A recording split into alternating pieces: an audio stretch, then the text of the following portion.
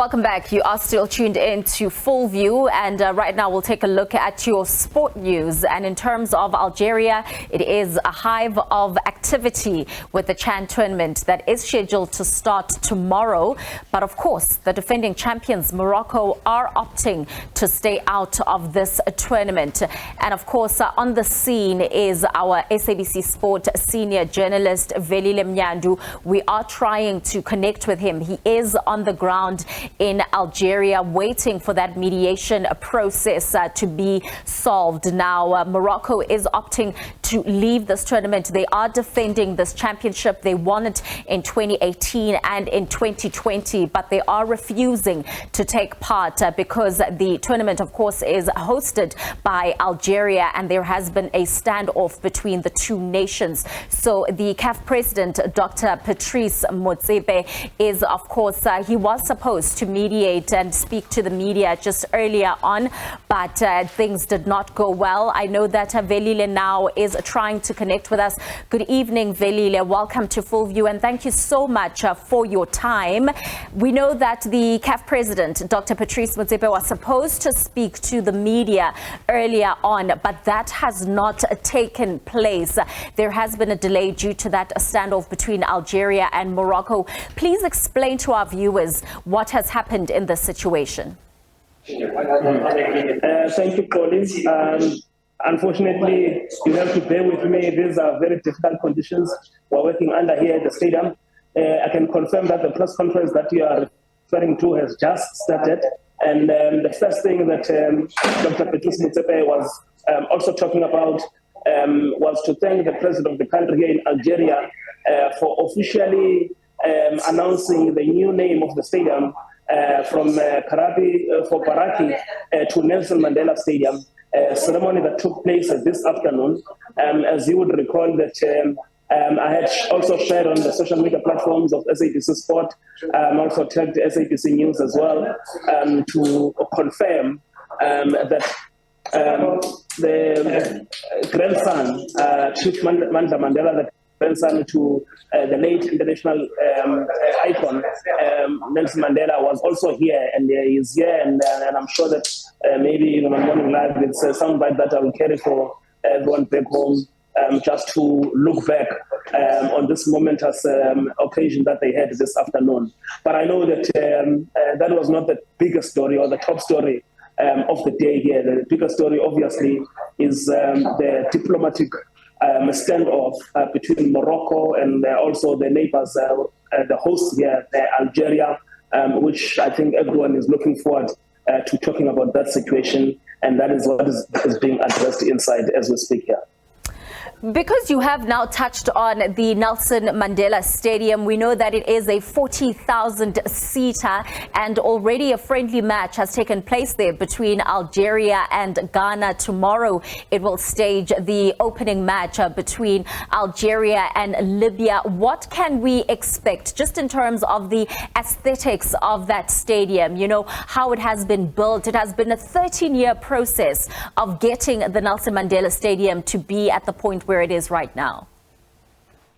Oh yes, I think for me what is also even fascinating, even just about the venue itself, probably, is also the explanation behind naming this stadium after Madiba, because I think the rich history between the two countries, Madiba in particular, the fact that before he was arrested back in the early 60s, the last country he had visited at that time for military training was Algeria, and the first country that he visited after he was released in 1990 was also Algeria. But coming to the issue of the stadium, it's a very beautiful stadium, I have to say, and also you have to understand that Morocco, in fact Algeria, is bidding to host the 2025 AFCON tournament, something they have not done in a very long time. So with that bid that they're doing, is also one of the new stadia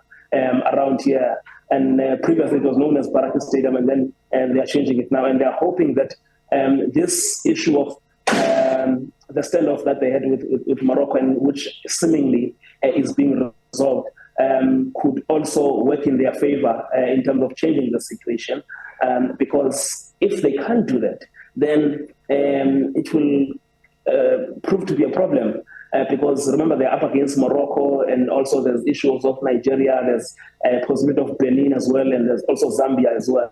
So Barake Stadium, and amongst the other new venues in Constantine, in Oran as well, these are the venues that are seen as standing them in a good position to stage the AFCON in 2025.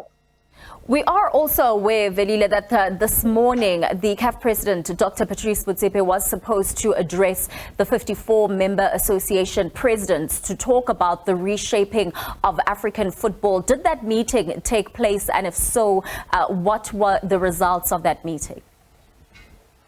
Yes, Tony, that was one of the meetings to look forward to. In fact, that situation of meeting the 54 FA presidents from around the continent comes also as a result of the recent legal impasse that was between the CAF and their former sports rights group that was Algeria Sports. And you'll recall there's been the talk of about a 50 million USD settlement between the two parties. And also we heard earlier today from the grapevine that about a 25 million USD has already been paid, and the settlement that could be following later this year, which in a way also kind of frees Dr. Patrice Motsepe. Remember, in March this year, he'll be finishing 2 years at the helm as the CAF president. So now he can finally get to commit himself to more commercial deals without the albatross around him of the Algeria Sports Group. So today it was more maybe to talk about the re-strategizing. But as I've said, that the press conference has just started now, and these are some of the things that we are trying to get through. But I can guarantee you that as from tomorrow or even later tonight, we'll have more details around these things. All right, and maybe just as we close off, let's talk about the CHAN tournament itself, kicking off tomorrow until the 4th of February. What can we expect from the 18 teams that are set to participate, while hoping that the defending champions, Morocco, are also going to form part of that list of teams? And I think we must also say that these are not just defending champions. This is a team probably that has won the last 2 editions of this tournament. They won on home soil in 2017, and then in 2019 they defended it again at home. In fact, in Cameroon. So now Morocco. It is also not a surprise that they've just came back from the World Cup, where they became the first African nation to reach the last 4. In fact, testimony to that is also the release of the FIFA Best Awards today. We saw Walid Regragui, the coach of Morocco, amongst the top 5 coaches in the world in those awards.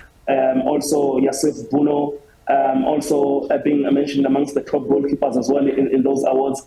So it is important that Morocco forms part of this tournament, and all these diplomatic standoffs between those two countries are put aside. But having said that, I think when you look at the composition of these groups and you look at the teams that are there, the country that eliminated us, Angola, they've brought a very strong team here, comprising players coming from Primeiro de Agosto, Petro Atletico, which are very strong teams playing in the CAF Champions League. I mean, someone like former Cape Town City goalkeeper Hugo Marquez is part of that Angolan team. Also, there are strong teams from Senegal, from Mali as well. Ghana is also here in the same group with Morocco as well. So it should be very interesting. And also there's from a strong representation from a COSAFA point of view. Mozambique is also here represented in this tournament. So it should be very interesting to see what we can get out of this. Very interesting indeed. Thank you so much, Velile, for your time. We will, of course, await your latest reports in terms of what is happening there in Algeria, the standoff between the defending champions and, of course, Algeria, whether they will continue, that is Morocco, in this CHAN tournament. That was SABC Sport Senior journalist Velile Mnyandu with the latest, and that's where we'll leave it.